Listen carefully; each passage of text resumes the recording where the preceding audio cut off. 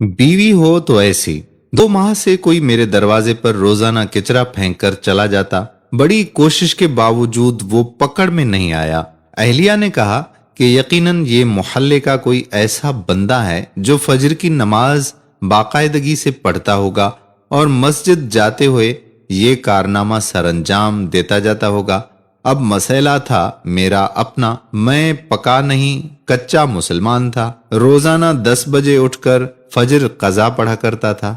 20 दिन कबल मैंने अहलिया से फजर की नमाज पर उठाने का कहा तो अहलिया हैरान हुई कि ये आज सूरज मशरिक के बजाय मगरिब से कैसे निकल रहा है। खैर, उन्होंने मुझे अगले रोज फजर के वक्त उठा दिया। मैंने उठते ही खिड़की से नीचे झांक कर देखा तो दरवाजे पर कचरा मौजूद नहीं था।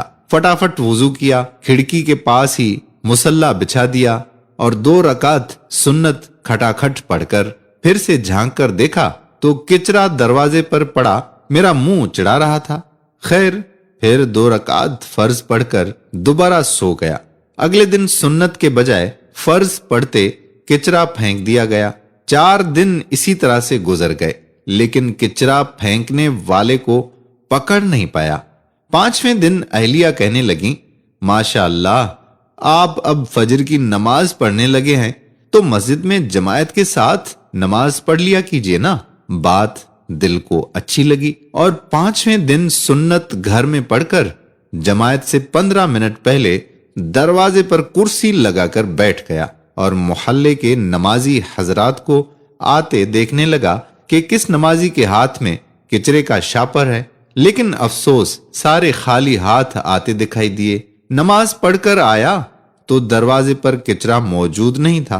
1 हफ्ता मुसलसिल पाबंदी से बाद जमात नमाज पढ़ने के बाद मैंने अहलिया से कहा कि बेगम, अब कचरा फेंकने वाला शायद डर गया है, कचरा नहीं फेंक रहा है। अब आप मुझे फजर के वक्त नहीं उठाना।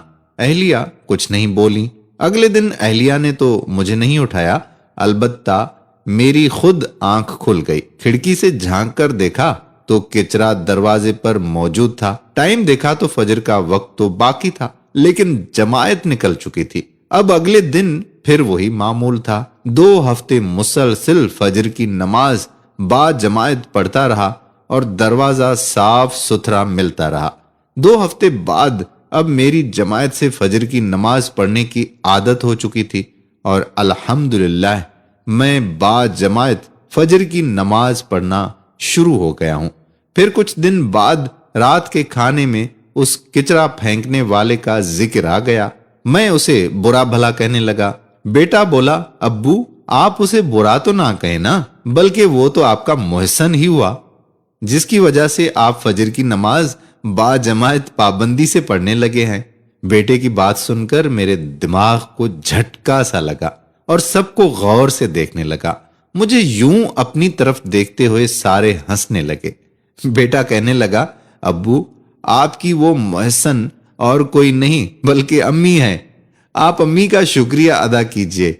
मैंने अहलिया को देखा तो कहने लगी, जब घी सीधी उंगली से ना निकले तो टेढ़ी उंगली से निकालना पड़ता है।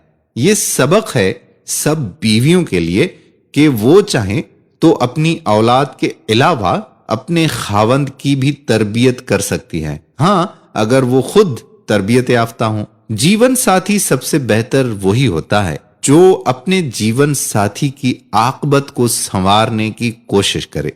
उम्मीद करते हैं कि हमारी बहनों को ये बात जरूर समझ में आ गई होगी। अगर आपको वीडियो पसंद आई हो तो वीडियो को शेयर जरूर कर दीजिएगा, क्योंकि ये हमारा बहुत ही खूबसूरत पैगाम है उन तमाम भाइयों और बहनों के लिए जो नमाज से कतराते रहते हैं। वीडियो पसंद आई हो तो लाइक भी करें, शेयर भी करें और कमेंट बॉक्स में अपने कमेंट्स भी जरूर तहरीर करें।